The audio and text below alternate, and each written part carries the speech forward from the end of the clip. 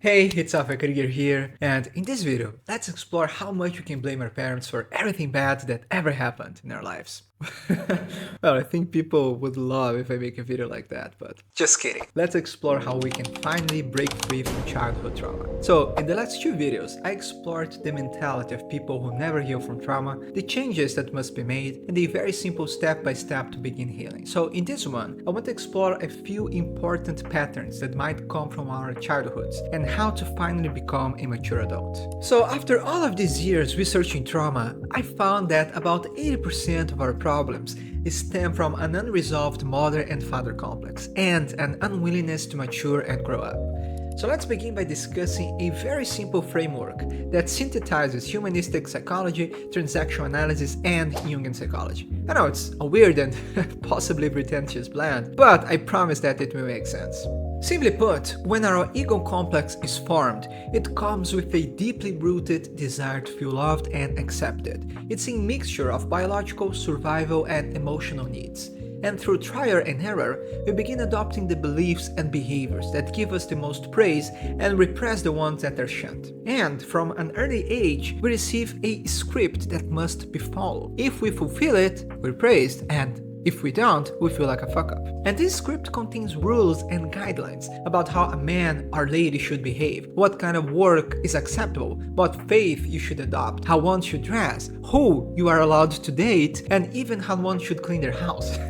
So in summary, a manual detailing how you should live your life. Over time, the presence of the mother or father isn't required anymore. This script is internalized and becomes our modus operandi. And in Jungian psychology, we call it the mother and father complex. The problem is that this script comes with certain fears, limitations, toxic relationship patterns, and in many cases, a lack of permission to achieve financial success. And not only that, but in most cases, this script has nothing to do with our personalities. So we live a life suppressing our authentic selves in hopes of feeling loved and accepted, which inevitably leads to depression, anxiety, toxic relationships, and a generalized feeling and sense of, being lost. Before this script, there are two routes we can adopt. The first group will spend their lives trying to fulfill this ideal image, while the other will spend their lives trying to antagonize their parents and do the exact opposite. And these positions aren't static, so you can switch poles from time to time. But either way, it's not a conscious decision, and both are living their lives in reaction to their parents.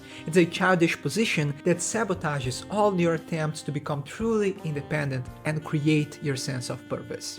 Regardless of the position you might identify yourself with, certain patterns are common for everyone under the influence of the parental complex. And the most pungent one is having a sense of self-worth that's completely external and being disconnected from their authentic selves. So because we learned that there are a lot of conditions to receive love, we unconsciously start playing a character and adopt the values and traits we believe will give us the most praise or will help us cope and avoid altercations. In this process, we inevitably repress talents, our true desires, and certain personality traits. And if we take this to an extreme level, we might feel like there's something inherently wrong with us, or even that we're broken. And this tends to happen because, as we've discussed, we need to rely on our caregivers for not only emotional needs, but also for our survival. For that reason, instead of thinking that they might be wrong, we direct all of this anger and frustration toward ourselves in hopes to maintain this bond intact. And that's the origin of many violent and destructive fantasies. All of this internalized anger turns into poison, self-hatred, and the desire for revenge, when it should be directed to help us break free from our parents.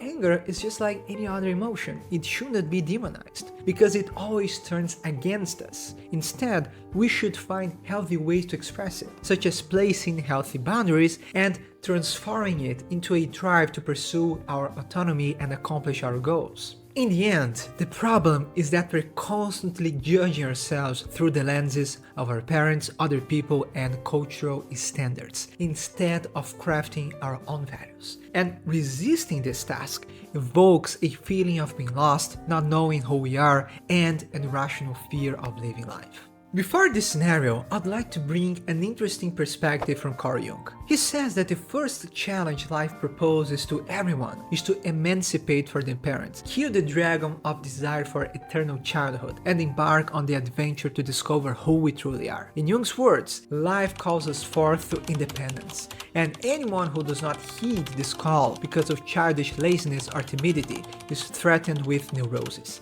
And once it has broken out, it becomes an increasingly valid reason for running away from life and remaining forever in the morally poisonous atmosphere of infancy. The ones that rise up to this archetypal challenge finally uncover their individuality and their talents and carve their own path. However, if you choose to remain childish, you start living regressively, constantly looking back trying to recreate the illusions of childhood.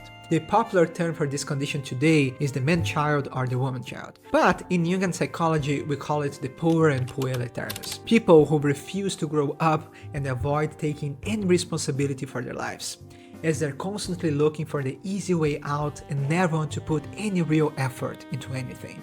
However, I must say that until you emotionally and psychologically emancipate yourself from your parents, you'll never be your own person, and you will be forever doomed to repeat their stories and live under their shadow. If you want to truly own your life, you must make your own decisions, go your own way, and face the consequences of your actions. And I know that many people had a tough childhood, and perhaps you wouldn't be here if you didn't.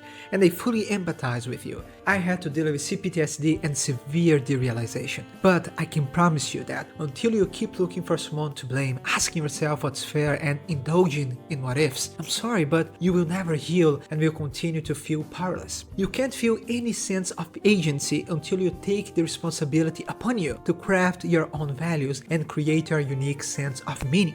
It's impossible to feel good enough and have direction when you're living life with a map that wasn't designed by you. And it's impossible to not feel anxious and depressed when you allow your talents to rot and don't actively push yourself to accomplish your dreams and fulfill your potential. I analyze many people in their 30s and 40s who say they feel like they're just pretending to be adults. They're still waiting to take charge of their lives and still wishing that things were different without making any changes. But now they're married, have kids, financial problems, and expect me to solve everything. It's crazy, but if this childish mentality isn't nipped in the bud, it chases people for their whole lives. And I even analyze people in their 50s and 60s, still tied to their mothers and fathers, full of regret and still waiting for permission to live their own lives. However, you're the one who has to give yourself permission. So stop expecting your parents to change and decide for you. You have to realize that now you are a capable adult. And if you don't actively engage in this process, you will operate with goals and a belief system that have nothing to do with your personality and authentic desires. You will be trying to please others and fulfill their expectations instead of following your soul. And that's what most people choose to do, and that's also why they lead meaningless lives. Plus, when people abdicate their capacity to make their own decisions, they start looking for gurus and masters, and in extreme cases even join cults.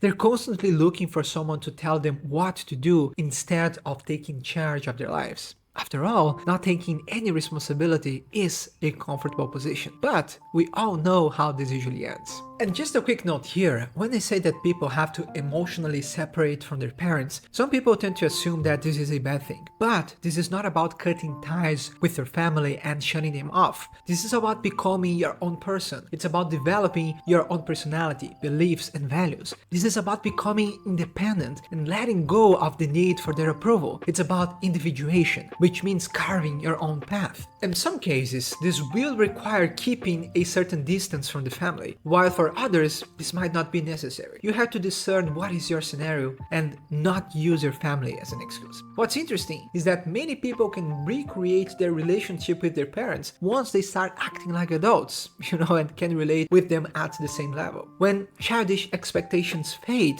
a mature relationship can be developed. Alright, so now let's explore a few practical steps to finally growing up. I have a full chapter on my book Pistis called Conquer the Puer and Puer Aeternus that gives a lot of advice, and you can claim your free copy by joining my newsletter. So now I want to explore a few things that aren't in the book. The first thing you have to realize is that we can't solve things intellectually. Practical changes must be made. Now, if you're stuck in the mindset that you can't ever heal or that you're too far gone, please watch my video called Why Some People Never Heal from Trauma. Now, if you're feeling overwhelmed and dealing with a lot of anxiety and depression, you have to learn how to self-regulate first with proper habits and bring structure to your life. And I have another video on it called How to Truly Heal from Trauma. Plus, I have an accessible course called Obliterate Procrastination that can help you with this practical changes. Now, people identified with the Puer and Puer Aeternus tend to be a passive spectator, just watching their lives being wasted and constantly choosing fantasies over the objective reality. They never fully commit to anything and consequently can't find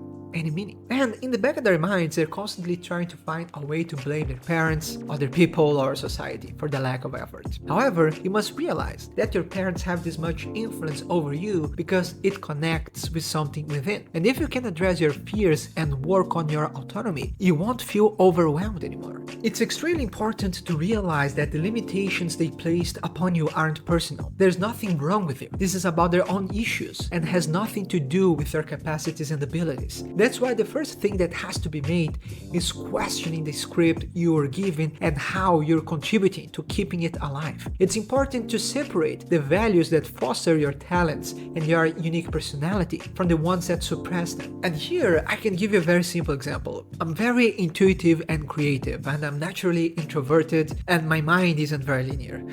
Plus, I'm absolutely terrible at math. However, for the longest time, I tried to fit parameters that go completely against my natural abilities. I tried to be extroverted and logical all the time, and this made me feel like there was something wrong with me because I just couldn't. Plus, there are all these ideals about how a man should be that tend to kill spontaneity and any display of emotion. So I was ashamed of having any feelings, and this put a lot of obstacles to developing my creativity and expressing myself. And when you couple that with the fear of living life, the result can only be massive amounts of anxiety and depression. I felt incapable and deeply afraid to pursue what I truly wanted. And I will admit that many times I gave in to a victim mentality, but that's what separates someone who becomes a capable adult from the ones who remain in the poisonous atmosphere of infancy. You simply have to give yourself permission to try and start creating your own parameters. The only way to stop relying on external validation is to commit to exploring your potential and learning how to do things because they are meaningful to you. You have to start holding yourself accountable and fully commit to developing your talents, and then put yourself in service of other people. In practice, this is actually quite simple because you don't need to fully understand this intellectually, and you shouldn't. You just need to put yourself in movement. If there's a career or hobby you want to pursue, for instance, simply start doing it. You learn about yourself when you are engaged with things, not when you are in your head. You have to do more and stop creating crazy scenarios in your mind.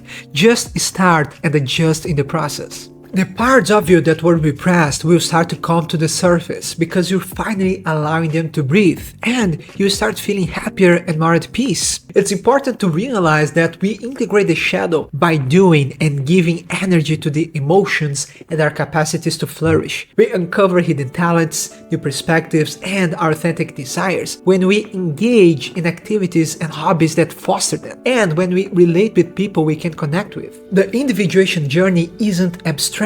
It happens when you do things in real life, when you move towards your goals and leave your relationships, not when you're feeling shadow work prompts.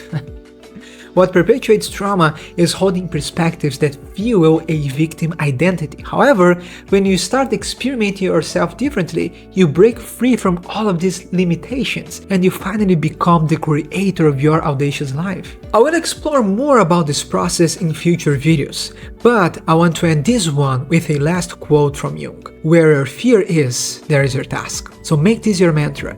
Every day take one step in the direction of your fears. Take your call to adventure. Lastly, you can receive a free copy of my book by joining my newsletter and find an in-depth guide to overcome the mother and father complex in my best-selling course Catabasis The Shadow Integration Manual. Or you can come directly to the Audacity University and access all of my courses. Seriously, the library of courses is amazing. Participate in live meetings and connect with like-minded people. All links are in the description. Thanks so much for watching. Let me know your thoughts in the comments, and I'll see you in the next one.